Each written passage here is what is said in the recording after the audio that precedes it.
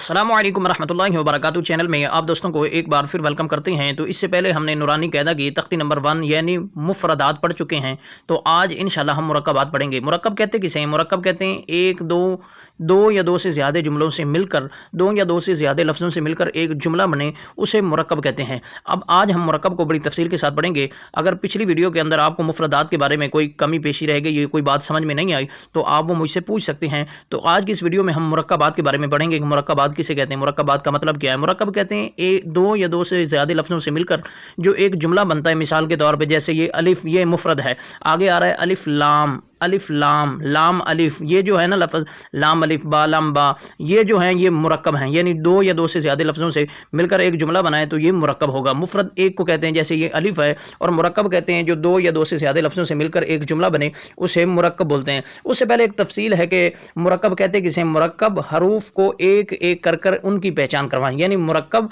हरूफ को एक एक कर कर उनकी पहचान करवाएं। मिसाल के तौर पर लाम दाईं तरफ वाला लाम है और बाईं तरफ वाला अलिफ है, यानी इन चीज़ों की पहचान होना ज़रूरी है। अगर बच्चों को इन चीज़ों की पहचान होगी तो पढ़ने में कोई मुश्किल नहीं होगी, बच्चे बड़े आसानी से लफ्ज़ों को याद कर लेंगे। उसके बाद इन एक सूरत यानी एक सी सूरत वाले हरूफ के नुक्तों का रद्दो बदल करके याद करवाएं, नुक्तों का रद्दो बदल करके याद करवाएं। अब नुक्तों का रद्दो बदल कैसे करेंगे, नुक्तों के रद्दो बदल का पता कैसे चलेगा? मसलन बा का नुक्ता ऊपर रख दें तो क्या बनेगा, यानी बा का नुक्ता वो कहते हैं ऊपर लगा दें तो फिर क्या बनेगा, और ता का नुक्ता नीचे लगा दें तो फिर क्या बनेगा। ऐसे वो कह रहे हैं कि थोड़ा सा उनको ना बच्चों को चेंज करके दें ताकि बच्चों को पढ़ने में आसानी हो जाए। वो इब्तदा में ये सारी चीज़ें याद कर लेंगे तो आगे जाके उनको कोई मुश्किल नहीं होगी। वो कहते हैं मसलन बा का नुक्ता ऊपर लगा दें तो क्या हरफ बन जाएगा, और ता का नुक्ता नीचे लगा दें तो कौन सा हरफ बन जाएगा। ता और काफ शीन और सा में क्या फ़र्क है। आगे वो नोट लिखते हैं कि नोट बच्चों को आसानी के लिए, बच्चों की आसानी के लिए और कायदे की खूबसूरती के लिए, कायदे की खूबसूरती के लिए पूरे कायदे में सिवाय मोटे हरूफ के,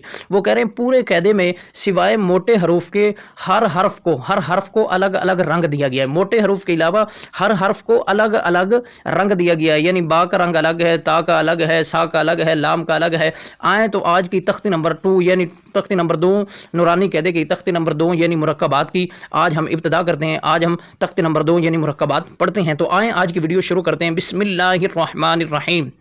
सबसे पहले है अलिफ। अब अलिफ अकेला है, ये है मुफरद। आगे आ रहा है लाम अलिफ, लाम उन्होंने अलग लगाया हुआ है, अलिफ अलग लगाया, फिर उन्होंने उन दोनों को जोड़ दिया है तो वो बन गया है लाम अलिफ।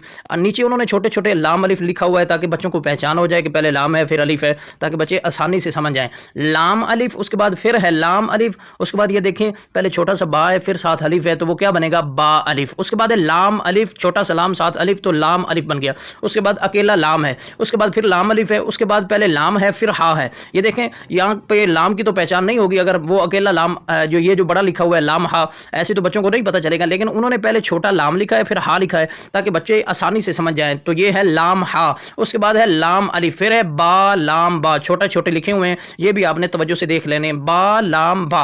उसके बाद है काफ, काफ उसके साथ उन्होंने कोई छोटा नहीं लगाया ताकि वो तो साफ है वो पता चल रहा है। उसके बाद फिर काफ बा है तो उन्होंने छोटा काफ भी लगाया और छोटा बा भी लगाया। उसके बाद फिर काफ बा है, छोटा बा काफ भी लगा हुआ है, छोटा बा भी लगा हुआ है। उसके बाद काफ अलिफ है तो काफ के साथ अलिफ भी लगाया हुआ है। उसके बाद फिर काफ अलिफ है, उसके बाद ये देखें कि बा काफ ता, छोटा बा फिर काफ छोटा फिर ता छोटा, ठीक है, ताकि समझ आ जाए। उसके बाद ता काफ सा, ठीक है, उसके बाद है ता काफ सा। उसके बाद बा, इसके नीचे देखें कोई छोटा बा उन्होंने नहीं लगाया। ये आपके समझाने के लिए बहुत उन्होंने आसान कर दिया ताकि बच्चों को एक एक लफ्ज की पहचान हो जाए। बा ता सा नून या, फिर उसके बाद है बा अलिफ नून अलिफ ता अलिफ या अलिफ सा अलिफ बासीन, ये देखिए छोटा बा लग गया और साथ छोटा सा सीन लग गया ताकि बात की समझ आए, बासीन। उसके बाद है यासीन, उसके बाद है नून सीन, उसके बाद है तासीन, उसके बाद है सासीन, उसके बाद है सा जीम। ये देखें ऐसे भी बच्चों को नहीं पता चलेगा कि ये सा जीम कैसे, उन्होंने साथ सा लगाया है और छोटा जीम लगाया है ताकि बच्चे आसानी से समझ जाएं। तो ये है सा जीम। उसके बाद है ता जीम। तो अब आपने नुक्तों की पहचान कैसे करनी है, ये आपने अगर तख्ती नंबर 1 तवज्जो से पढ़ी है तो उसके अंदर अलिफ बा ता सा जो आपने पढ़े है तो आपको नुक्तों की तो पहचान हो गई होगी कि बा के नीचे नुक्ता होता है, ता के ऊपर 2 नुक्ते होते हैं, सा के ऊपर 3 नुक्ते होते हैं, जीम के दरमियान के अंदर 1 नुक्ता होता है, हा पे कोई नुक्ता नहीं होता, खा के ऊपर नुक्ता होता है। तो ये चीज़ें बड़ी ज़रूरी हैं। अगर ये चीज़ों की आपको को पहचान होगी, मसलन इंग्लिश हम पढ़ते हैं तो ही, शी, इज, उज, ये जो भी होता है लफ्ज़, इनकी अगर पहचान हो जाती है इंग्लिश में तो आगे जाके हमें मुश्किल नहीं होती।